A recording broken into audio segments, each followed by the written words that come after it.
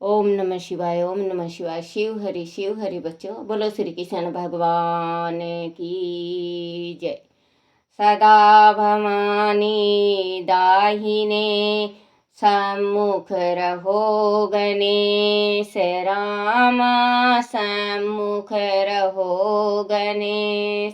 पांच देव रक्षा करो, ब्रह्मा विष्णु महेश सियापति राम। जय जय राम। मेरो मन बसियो सीताराम, राम नगरिया राम के बसते गंगा तीर रामा, बसते सरयू तीर रामा। चौकी हनुमत वीर की राम जी, चौकी हनुमत वीर की। बोलो सियापति रामचंद्र भगवान की जय। बोलो गणेश भगवान की जय। अपने अपने माता पिता की जय। अपने अपने गुरुदेव महाराज की जय। शिव पार्वती की जय। शिव पुराण की जय। शिव पुराण में विंध्याय की तपस्या ओकार में परमेश्वर लिंग के प्रादुर्भाव और उनकी महिमा का वर्णन। बोलो शिव पार्वती की जय। ऋषियों ने कहा, महाभाग सुत जी, आपने अपने भक्तों की रक्षा करने वाले महाकाल नामक शिवलिंग की बड़ी अद्भुत कथा सुनाई है। अब कृपा करके चौथे ज्योतिष लिंग का परिचय दीजिए। ओकार तीर्थ में सर्व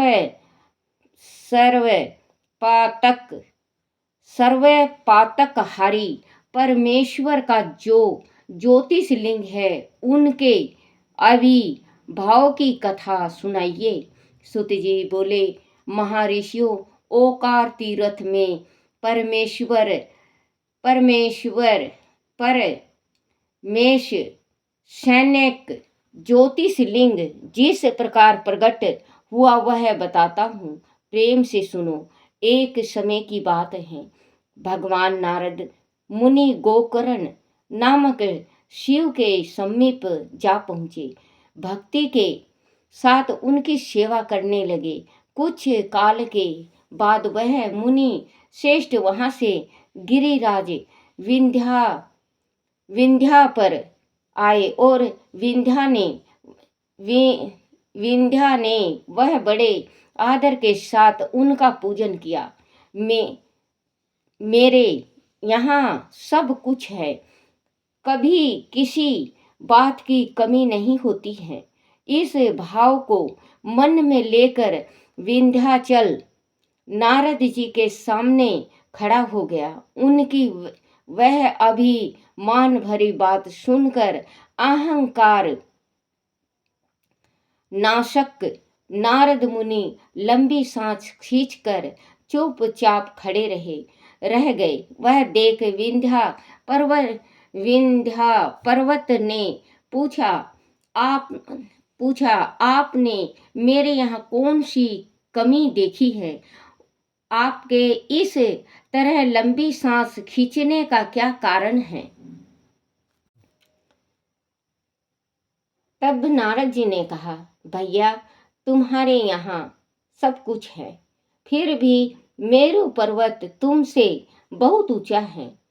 उनके शिखरों का विभाग देवताओं के लोकों में भी पहुंचा हुआ है, किंतु तुम्हारे शिखर का भाग यहाँ कभी नहीं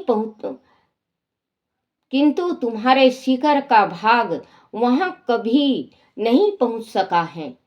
सूत जी कहते हैं, ऐसा कहकर नारद जी वहां से जिस तरह आए थे उसी तरह चले चल दिए, परंतु विंध्या पर्वत मेरे मेरे जीवन आदि को धिक्कार है, ऐसा सोचता हुआ मन ही मन संत संतपात हो उठा। और अच्छा, अब मैं विश्वनाथ भगवान शंभु की आराधना पूर्वक तपस्या करूंगा, ऐसा हार्दिक निश्चय करके वह भगवान शंकर की शरण में गया। तदनंतर जहाँ साक्षात ओकार की शीतलती है, वहाँ जहाँ प्रसन्न पूर्वक आकर उनके प्रसन्न पूर्वक जाकर उसने शिव की पार्थिव मूर्ति बनाई और 6 मास तक निरंतर शंभु की आराधना करके शिव के ध्यान में तत्पर हो गए। बच्चों, जैसे कि हम पूजा करते हैं, शिव जी का पूजा करते हैं, कोई बता दिया आपको कि पूजा करो शिव जी को जल चढ़ाओ, या शिव जी का 16 सोमवार का व्रत करो, या शिव जी का सोमवार का व्रत करो, या शिव जी को आप पेड़ा चढ़ाओ, भांग मिला के आप पेड़ा चढ़ाओ। किसी ने बता दिया, आपने 1 दफे किया, 2 दफे किया, या किसी ने बता दिया शिव पार्वती का पूरा श्रृंगार चढ़ाओ। आपने एक दफे चढ़ाया, 2 दफे चढ़ाया, आपके मन में ये होता है कि मेरे मनोकामना पूर्ण तो हुई नहीं, मैं छोड़ दिया। छोड़ देते हो आप, छोड़ देते हो ना बच्चों, आप छोड़ देते हो। कभी किसी का दामन पकड़ के छोड़ना नहीं चाहिए, किसी का हाथ पकड़ के छोड़ना नहीं चाहिए। हमने शिव शंकर भगवान को अपना हाथ दिया है, भगवान हमारा हाथ नहीं छोड़ता, पर हम हाथ को छुड़ा लेते हैं तो हमारा काम नहीं बनता। अब इसमें भी देखो कि इनका जो पर्वत ऊंचाई था, ऊंचाई बहुत कम था। इन्होंने तप किया, 6 मास का प्रण लिए के बैठे कि 6 मास तक मैं भगवान शिव शंकर का बिल्कुल ध्यान से पूजन करूंगा, तन मन धन से पूजा करूंगा। भगवान क्यों नहीं दर्शन देंगे? भगवान दर्शन देंगे, मैं अपने मन की इच्छा मांगूंगा। जब भगवान पूर्ण करते हैं, आप 2-3 दफे गए, लोटा 1 जल लोटा चढ़ाए, मन से नहीं चढ़ाए, घर से लेके 1 लोटा जल जाते हो, बाहर कोई मिल जाता है, आप अपने घर की पूरी स्टोरी बता देते हो, अपने बच्चों की चुगली, अपनी बहू की चुगली, बेटियां की चुगली, पड़ोसी की चुगली करते हुए चले जाओगे। उसके साथ ओम नमः शिवाय का जाप नहीं करना, वहां जाके वो लोटा का जल बेटा शुद्ध नहीं रहा। वो लोटा का जो जल है, आप जितनी बुराइयां करे हो वो बुराई सब उसमें चली गई। वो लोटा का जल शुद्ध नहीं है। आप घर से चलो, ओम नमः शिवाय, ओम नमः शिवाय, ओम नमः शिवाय। अगर आप पुरुष हो और अगर आप स्त्री हो तो घर से लोटा जिस टाइम जल भर के चलते हो, उस टाइम शिवाय नमो, शिवाय नमो बाबा, शिवाय नमो, शिवाय नमो बाबा, शिवाय नमो, मैं शिवाय नमो, शिवाय नमो, शिवाय नमो। जिस जिस टाइम आप मंदिर में चौखट पे जाते हो, उस टाइम आप छोड़ दो ऊंचे स्वर से शिवाय नमो। बच्चों, आप 41 दिन जल चढ़ा के देखो, आपकी इच्छा पूर्ण होगी।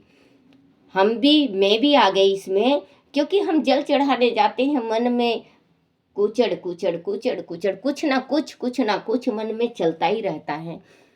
हम जल लेके जाते हैं भगवान का। जल कैसा ले जाना चाहिए? कहते हैं ना, जो जल हमारे मटके का जल हो, भगवान शिव भोले को वो जल चढ़ाना चाहिए। लेकिन मटके का जल कैसा होना चाहिए? मटके का जल शुद्ध होना चाहिए। रसोई में मटका रखो, शुद्धि के साथ रखो। ये नहीं कि आप स्त्री धर्म से हुई हैं और उस मटके को हाथ लगा दिया आपने, या आपकी बेटी या बहू हुई हैं और उस मटके को हाथ लगा दिया और फिर उससे जल भर के हम शिव जी पे चढ़ाते हैं, तो वो पाप का भागी है। वो आपको फल नहीं देगा, वो आपको नुकसानदायक, जितना पानी का कण है उतना हम नरक में चले जाते हैं। क्योंकि कहते हैं ना, कहने वाले कहते हैं कि आपके ज़माना में कौन मानता है ये तो स्त्री के साथ है, होता है, स्त्री के साथ ये तो लगा हुआ है। लेकिन लगा हुआ है बच्चों, ये ब्रह्म हत्या है। अगर किसी को पता चल जाता है, किसी को भी संसार में पता चल जाता है किसी का कि इसने ब्रह्म हत्या करी है, उसके घर का पानी नहीं पिएगा बच्चों, उसके घर का पानी नहीं पिएगा। क्योंकि भगवान ने बनाया है 7वां दिन स्त्री भगवान का पूजन कर सकती है और 5वां दिन माता का पूजन कर सकती है। 5वां दिन नहा धो के पूजन कर सकती है 5वें दिन, और 7वां दिन पूजा होता है भगवान का। उससे पहले ना भागवत में बैठो आप, ना शिव पुराण में बैठो आप, ना कहीं कुछ संगति, जैसे कोई कहीं पाठ हो रहा है, कहीं पूजन हो रहा है, कहीं कथा हो रहा है, कहीं भागवत चल रही है, शिव पुराण चल रहा है, मंदिर है भगवान का, आप बिल्कुल मत जाना बच्चों। अभी आप जा रहे हो, भगवान को सब पता है कि कौन मेरे दरबार में कौन सही आया कौन गलत आया। आपको बहुत बड़ा खमियाजा भरना पड़ेगा, बहुत बड़ा भुगतान भुगतना पड़ेगा, आपको नरक जाना पड़ेगा ही पड़ेगा। हम कहते हैं हाँ, कानों से सुनो, दूर होके सुनो, आप दूर होके सुनो, भागवत सुनो, दूर होके सुनो। भागवत को हाथ मत लगाओ, फूल माला मत चढ़ाओ, जल अर्पण मत करो, दूर से सुनो। ये जो कान, ये कान है, ये कान से दिल तक बात जाती है, मीठी बचने जाती है। भगवान का जो बोला हुआ सत्संग अंदर जाता है, शुद्धि होती है हमारी।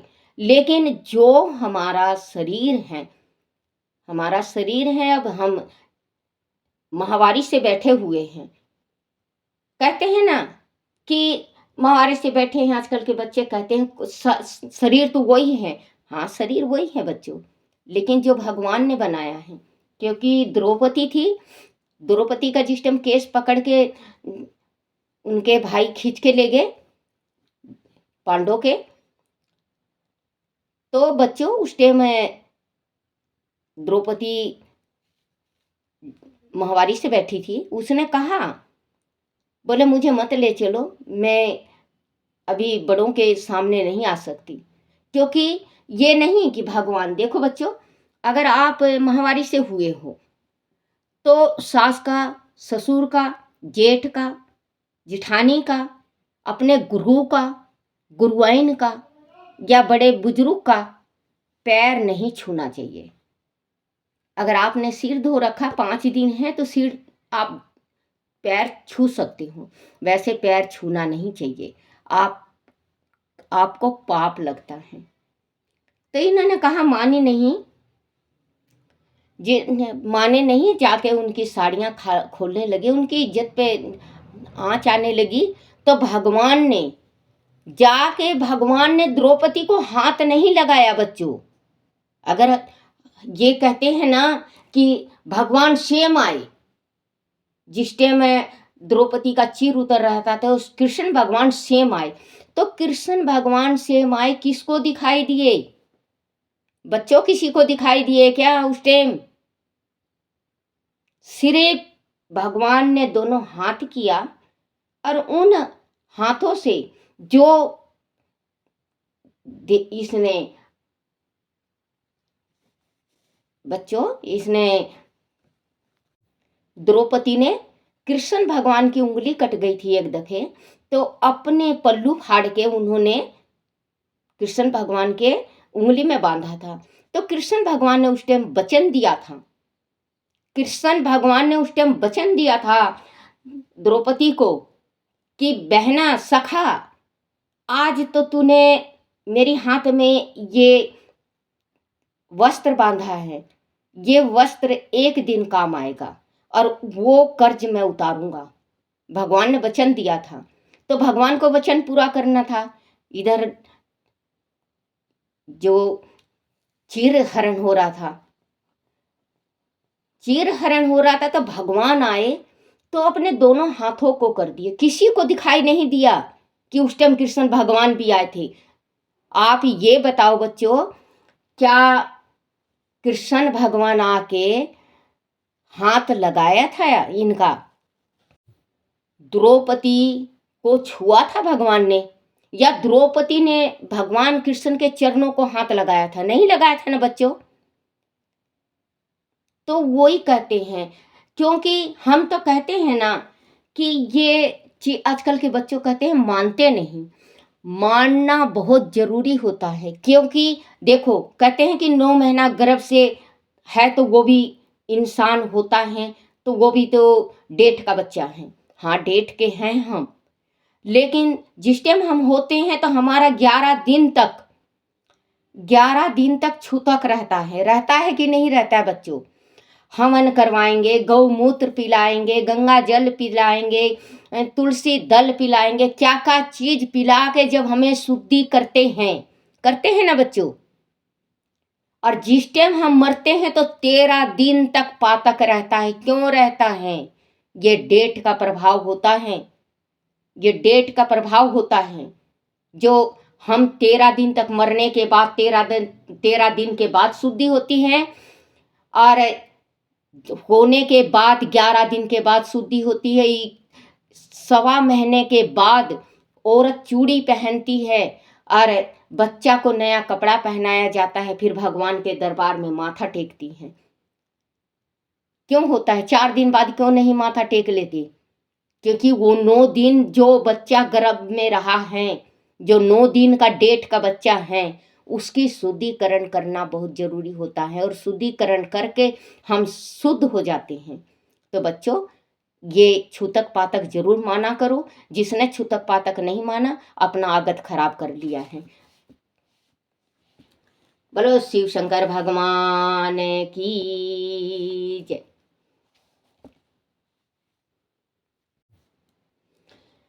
पार्थिव मूर्ति बनाई और 6 मास तक निरंतर शंभु की आराधना करके शिव के ध्यान में तत्पर हो वह अपनी तपस्या के स्थान से हिलता तक नहीं। विंध्याचल की ऐसी तपस्या देख पार्वती पति प्रसन्न हो गए। उन्होंने विंध्याचल को अपना वह स्वरूप दिखाया जो योगियों के लिए भी दुर्लभ है। वह प्रसन्न हो उस समय उनसे बोले, विंध्या तुम मनोमंचित वर मांगो, मैं भक्तों को अविष्ट वर देने वाला हूँ और तुम्हारी तपस्या से प्रसन्न हूँ।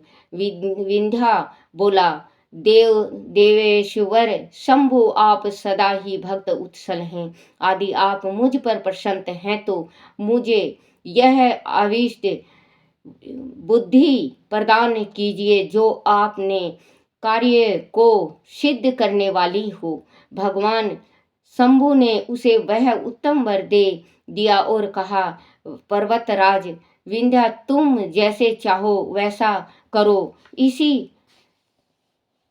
इसी समय देवता तथा निर्मल अंत कारण वाले ऋषि वहां आए और शंकर जी की पूजा करके बोले, प्रभु आप यहाँ शीतल रूप से निवास करें। देवताओं की यह बात सुनकर परमेश्वर शिव प्रसन्न हो गए और लोगों को सुख देने के लिए उन्होंने सर्वस्व वैसा ही किया। वह जो एक ही ओकार लिंग था वह दो स्वरूपों में विभक्त हो गया। प्रणव में जो सदाशिव थे वह ओकार नाम से विकलित हुए और पार्थिव मूर्ति में जो शिवलिंग ज्योति से प्रतिष्ठा हुई उनकी परमेश्वर संज्ञा हुई। परमेश्वर को ही अमलेश्वर भी कहते हैं। इस प्रकार ओकार और परमेश्वर वह दोनों शिवलिंग भक्तों को अभीष्ट फल प्रदान करने वाला है। उस समय देवताओं और ऋषियों ने उन दोनों लिंगों की पूजा की और भगवान वृषभध्वज को संतुष्ट करके अनेक वर प्राप्त किए। तत्पश्चात देवता अपने अपने स्थान को गए और विंध्याचल भी अधिक प्रसन्नता का अनुभव करने लगा। उसने अपने अभीष्ट कार्य को सिद्ध किया और मानसिक परिवर्तन को त्याग दिया। जो पुरुष इस प्रकार भगवान शंकर का पूजन करता है वह माता के गर्भ में फिर नहीं आता और अपने अभीष्ट फल को प्राप्त कर लेता है। इसमें संशय नहीं है। सूत जी कहते हैं महर्षि ओकार में जो ज्योतिष लिंग प्रकट हुआ और उनकी आराधना से जो फल मिलता है वह सब यह तुम्हें बता दिया। इसके बाद मैं उत्तम केदार नामक ज्योतिषलिंग का वर्णन करूंगा। बोलो शिव पार्वती की जय। ओम नमः शिवाय, ओम नमः शिवाय, ओम नमः शिवाय बाबा, ओम नमः शिवाय, ओम नमः शिवाय भोले, ओम नमः शिवाय, ओम नमः शिवाय शंकर, ओम नमः शिवाय, ओम नमः शिवाय, ओम नमः शिवाय, ओम नमः शिवाय शंकर, ओम नमः शिवाय, शिवाय नमो, शिवाय नमो, शिवाय नमो, शिवाय नमो, शिवाय नमो। ओम